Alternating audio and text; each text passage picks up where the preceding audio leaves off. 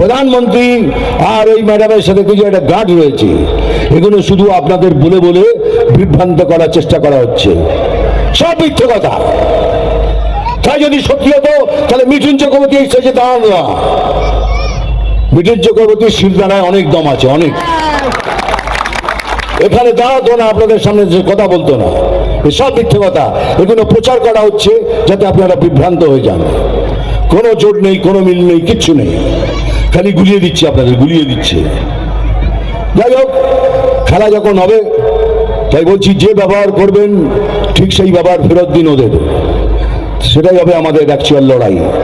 যেভাবে ওরা আমাদের সাথে ব্যবহার করবে ঠিক সেইভাবে ওদেরও ফিরিয়ে দিন, তবেই হবে অ্যাকচুয়াল লড়াই। খেলা হোক, ভালো হোক, দুজনে মিলে খেলবো। আপনি দশভুজা হয়ে গোলকিপারের জায়গায় দাঁড়িয়ে থাকবেন 10টা হাত নিয়ে, তবু বলছি ঠিক পায়ের ফাঁক দিয়ে টুক করে গোল করে দেবো। তার জল খেলি। আরে সঞ্জয়, কিছু বললেন?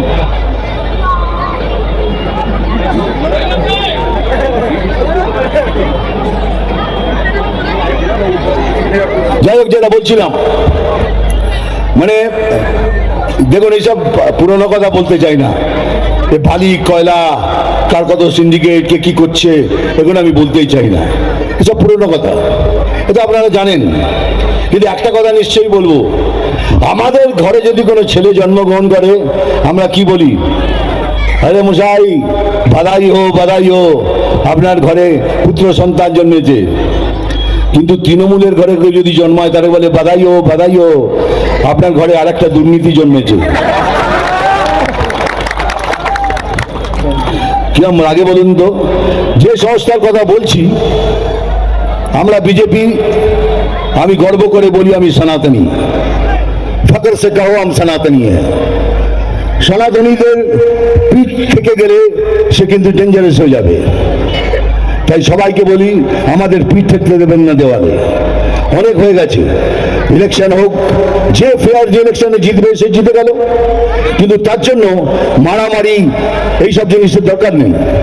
কিন্তু তবুও কিছুদিন আগে একটা দেখলাম রিল, তাতে একটা ছেলেকে মেরে বলছে, বল তুই আরএসএস করবি না, বল তুই বিজেপি করবি না। এগুলো কি ভয় দেখাচ্ছেন? কতজনকে দেখাবেন? এখন তো জেগে উঠেছে সনাতনী। আজকে যে ক্রাউড দেখছি, এই তো জেগে উঠেছে সনাতনী। আপনারা আমাদের